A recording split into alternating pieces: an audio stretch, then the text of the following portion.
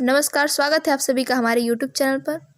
और ये गोस्वामी तुलसीदास द्वारा लिखित है अयोध्या कांड है। 28 से 41 दोहा तक इसमें पढ़ना है। और हमारा एक मोटिवेशनल चैनल है अवंतिका कीर्ति, आप इसे भी सब्सक्राइब कर लीजिएगा। डिस्क्रिप्शन बॉक्स में हम इसका लिंक भी दे देंगे। आइए पढ़ते हैं। भूप मनोरथ सुभग बनु सुख सुभंगी समाजू। राजा दशरथ जो हैं उनका मनोरथ वन था, बहुत ही सुंदर। मतलब उनके राज्य में सब कुछ अच्छा चल रहा था, उनके घर परिवार में सब कुछ अच्छा चल रहा था। उनके मनोरथ वन में सुंदर सुंदर पशु पक्षी थे, वो कलरव कर रहे थे। तभी भिल्लिनी जिमी छाड़न चहती बचनू भयंकरु बाजू। तभी कैकई ने ऐसे वचन अपने मांगे। कैकई ने 2 वचन मांगे। उसमें ऐसा वचन मांगा मानो कि उसने राजा दशरथ के मनोरथ वन में एक भयंकर बाँझ छोड़ दिया, जो सब कुछ उनका मनोरथ वन जो है सब कुछ तहस नहस कर डाला।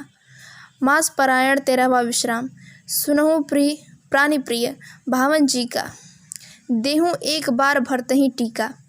कैकई कहती है दशरथ जी से, हे प्रिय पति, मेरी एक बात सुनिए, मुझे एक वचन दीजिए कि भरत को राज सिंहासन दिया जाएगा। मुझे एक वचन दीजिए कि भरत को एक राज सिंहासन दिया जाएगा अयोध्या का। भागो दूसर बर कर जोरी परु नाथ मनोरथ भोरी। कैकई अब हाथ जोड़कर भागरु दूसर बर कर जोरी, हाथ जोड़कर अब दूसरा वचन मांगती है कि मेरे दूसरा मनोरथ भी पूरा कीजिए। दशरथ जी, मेरा दूसरा वचन भी पूरा कीजिए। तापस वेश विशेषी उदासी 14 बरिस राम वनवासी। कि जैसे ऋषि के वेश में, ऋषि अपने वेश में रहते हैं गिरुआ वस्त्र में, उसी तरह राम भी ऐसे वेश में 14 वर्ष तक वनवास में निवास करें। सुनी सहमी वचन भूप ही सोकू शशि कर छुअत बिकल जिमी कोकू। अब ये सब सुन के राजा दशरथ, ये वचन सुन के राजा दशरथ एकदम भक्क से हो गए। वो एकदम घबरा गए, एकदम सन्न पड़ गए। और शशि कर छुअत बिकल जिमी कोकू, वो अपने माथे पर हाथ रखकर नीचे बैठ गए। गए उसहमी कहीं कछु कहीं आवा जनु सचान बन झपेट उलावा। अभी तक राजा दशरथ इतने खुश थे, उनके राज्य में सब कुछ अच्छा चल रहा था, उनके घर परिवार में सब कुछ अच्छा था। लेकिन अचानक से ये ऐसा लग रहा है जैसे कि उनके मनोरथ वन में एक बाज ने झपट्टा मार लिया है और सब कुछ तहस नहस कर डाला। बिबरन भयऊ निपट नरपालू दामिनी हनेऊ मनहु तरु तालू। शशि कर छुअत बिकल जिमी कोकू। ये सब सुनकर राजा दशरथ का हाल बिल्कुल वैसा ही हो गया है जैसे कि चंद्रमा की किरणें पड़ने पर चकवा पक्षी घबरा जाते हैं, क्योंकि रात्रि के समय चकवा चकवी को अलग होना रहता है, इसीलिए। और गयऊ सहमी कहीं कछु कहीं आवा जनु सचान बन झपटे उलावा। राजा दशरथ का हाल बिल्कुल वैसा हो गया है जैसे कि उनके मनोरथ वन में किसी बाज ने झपट्टा मार दिया, सब कुछ तहस नहस कर डाला। बिबरन भयऊ निपट नरपालू दामिनी हनेऊ मनहु तरुतालू। राजा दशरथ का हाल एकदम बेरंग हो गया है, बिल्कुल वैसे ही जैसे कि ताड़ के वृक्ष पर बिजली गिर गई हो। जैसे एक ताड़ के वृक्ष पर बिजली गिर जाए और वो बिल्कुल बेरंग हो जाए, उसी वही हाल राजा दशरथ का हो गया। माथे हाथ मुदी देऊ लोचन तनुधरी सोचू लाग जन्मू सोचन। माथे पर हाथ रख के दशरथ जी बहुत गहरा सोचने लगे, बहुत सोचने लगे, घबराने लगे। मोर मनोरथ सुतरु फूला फरत करिनी जिमी हने हतेव समूला।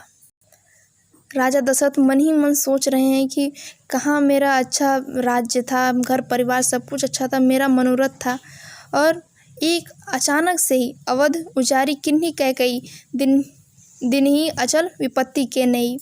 अचानक से मेरे मनोरथ वन में ये कैकई नामक हथिनी ने सारे फूल पत्तों को उजाड़ दिया। और अवध उजारी किन्हीं कैकई दिन ही सी अचल विपत्ति के नई। और कैकई ने अपने ऐसे वचनों से, ऐसे कटु वचनों से तो अयोध्या को विपत्ति में डाल दिया है। राजा दशरथ बहुत ही दुखी होते हैं। आइए चलिए आगे पढ़ते हैं। कवने अवसर का भयउ गयउ नारी विश्वास। अब दशरथ जी कह रहे हैं कि कैसे अवसर पर रानी कैकेयी ने ऐसा वचन मांग लिया है कि भरत को राज्याभिषेक और राम को वनवास, और मैंने भी नारी पर कैसा विश्वास कर लिया है। जोग सिद्धि फल समय जिमि जतहि अविद्यानाश। जैसे कि किसी योगी को अपना सिद्ध फल मिलने वाला हो, उसी समय उसे उसकी अविद्या उसे नाश कर देती है। उसी प्रकार मैं इस अवसर पर भी कैकेयी ने मुझसे कैसा वचन मांग लिया है। यही विधि राव मन ही मन झांसा, देखी कुर्भित्ति कुमति मन माखा। मन ही मन राजा दशरथ बहुत ही चीख चिल्ला रहे हैं, और यह देखकर रानी कैकेयी गुस्से में बोली, भरतु की राउत पूतनत हो ही, क्या भरत आपका पुत्र नहीं है? आने हूँ मोल बेशाही की यो ही, क्या आपने मुझे मोल भाव करके खरीद लिया है? क्या मैं आपकी पत्नी नहीं हूँ? जो सुनी सरु अस लाग तुम्हारे, काहे न बोलहूँ वचनु सम्हारे। अब मेरी बात आपको बाण जैसी लग रही है कि मेरी बातों का आप कोई जवाब ही नहीं दे रहे हैं, ना हाँ कह रहे हैं और ना ही ना कह रहे हैं। देहु उतरू अनु करहूँ कि नाही, सत्य संध तुम रघुकुल माही। मुझे आप उत्तर दीजिए, या तो हाँ कहिए या तो ना कहिए। सत्य संध तुम रघुकुल माही, नहीं तो ना कह के अपने वचन पूरा ना करके अपने रघुकुल की रीति तोड़िए। कहा जाता है रघुवंश में ना, रघुकुल रीत सदा चली आवे, प्राण जाए पर वचन न जाए। देन कहे हूँ अब जानी बरु देहु, तज हूँ सत्य जग अपजसु लेहूँ। अब आप अपना वचन तोड़कर आप दुनिया का अपजस लीजिए। दुनिया आपको हमेशा कहती रहेगी कि यह राजा अपना वचन तो देता है लेकिन उस वचन को पूर्ण नहीं करता। सत्य सराही कही हूँ बरु देना, जाने हूँ ले ही मांगे बचेन चबेना। आपको क्या लगा आप मुझे वचन मांगने के लिए दे देंगे तो मैं ऐसी कुछ भी मांग लूँगी आपसे? क्या मैं कुछ साधारण सा ही मान लूँगी? क्या मैं ऐसा वचन नहीं मांग सकती? आपको क्या लगा मैं आपसे क्या चबेना मांग लूँगी? शिवी दधीचि बलि जो कुछ भाखा, तनु धनु तजेसु बचन पनु राखा। कैकेयी कहती हैं कि शिवी दधीचि और बलि ने भी जो वचन दिया उसे पूर्ण करने के लिए अपना शरीर त्याग दिया, धन संपत्ति सब त्याग दिया।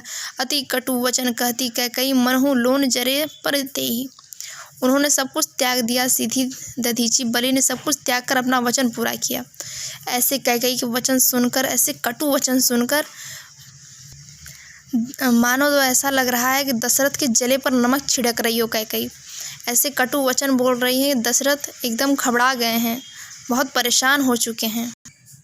धर्म धुरंधर धी धरी नयन उधारे राय, सिरुधुनि लिन्ही उसास, असी मारेसी मोही कुठाय।